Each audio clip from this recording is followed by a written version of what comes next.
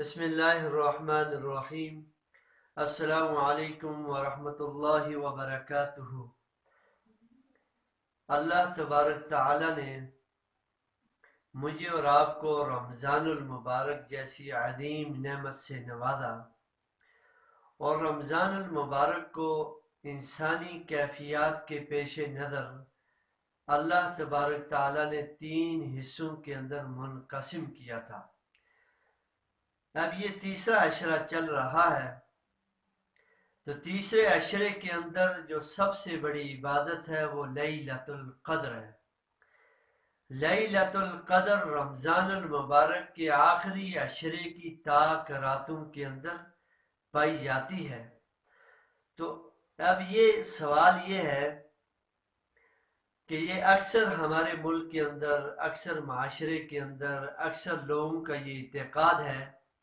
کہ لیلۃ القدر کی جو رات ہے وہ 27ویں رات ہے۔ یہ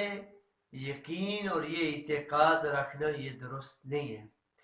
کیونکہ امام الانبیاء سرکار دو عالم صلی اللہ علیہ وسلم جب اپنے گھر سے نکلے، اپنے خیمے سے نکلے،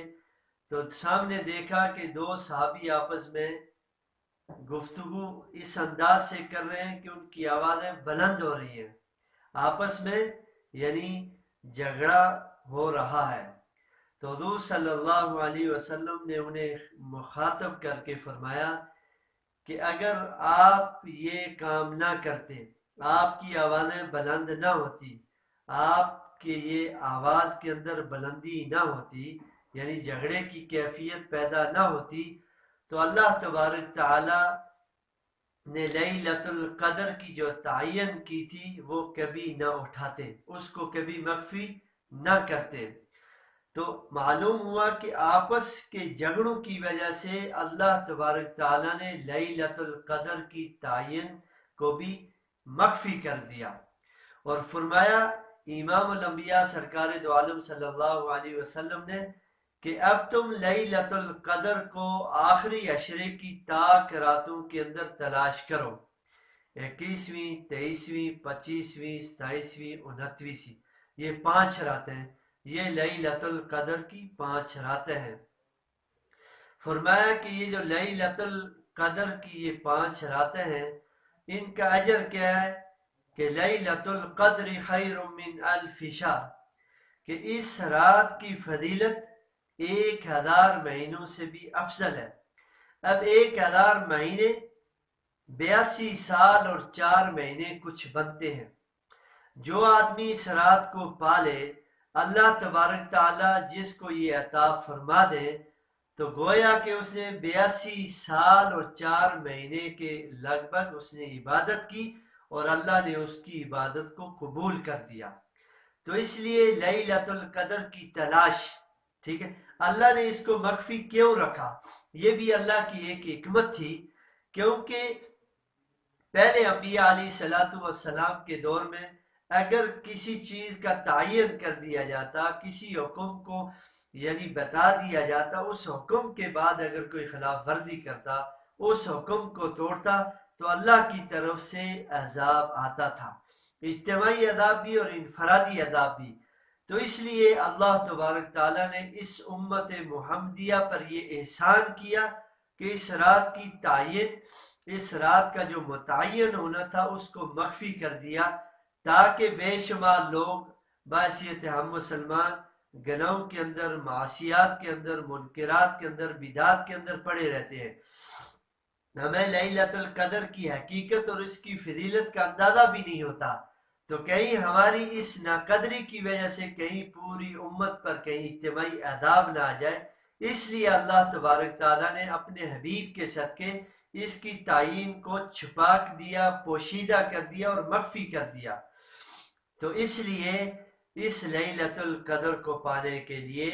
رمضان کی تاک راتوں میں جاگا جائے، اللہ کے سامنے آوازاری کی جائے، اللہ کے سامنے توبہ اور استغفار کی جائے، کیونکہ یہ عتق من النار، جہنم سے خلاصی کا عشرہ ہے۔ اپنے لیے، پوری امت مسلمہ کے لیے، جو لوگ چلے گئے آدم علیہ السلام سے لے کر آج تک اور قیامت کی صبح تک، سب انسانوں کے لیے عتق من النار جہنم سے خلاصی کی دعائیں کی جائیں،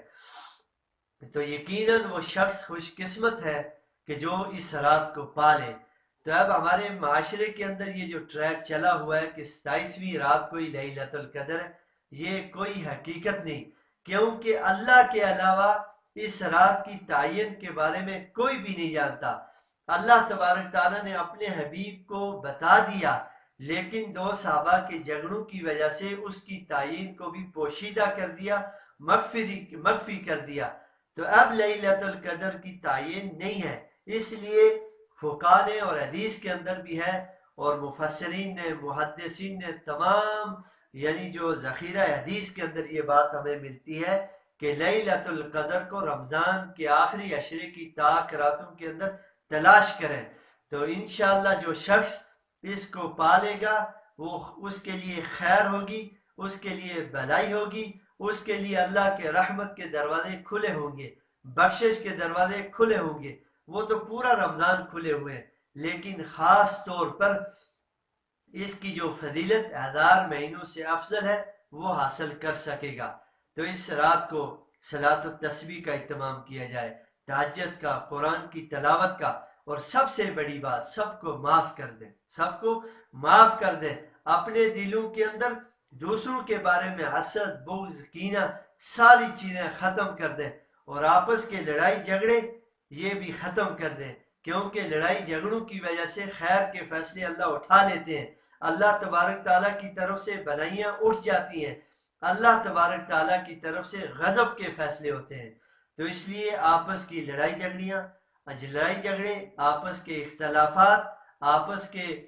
چھوٹی موٹی باتوں کو اللہ کی رضا کے لیے سب کو معاف کر دینا چاہیے۔ تو رمضان المبارک کا مہینہ ہے، شیطان اور ابلیس بند ہیں، تو انشاءاللہ ہم یہ عزم کریں گے تو پورا سال ہمارا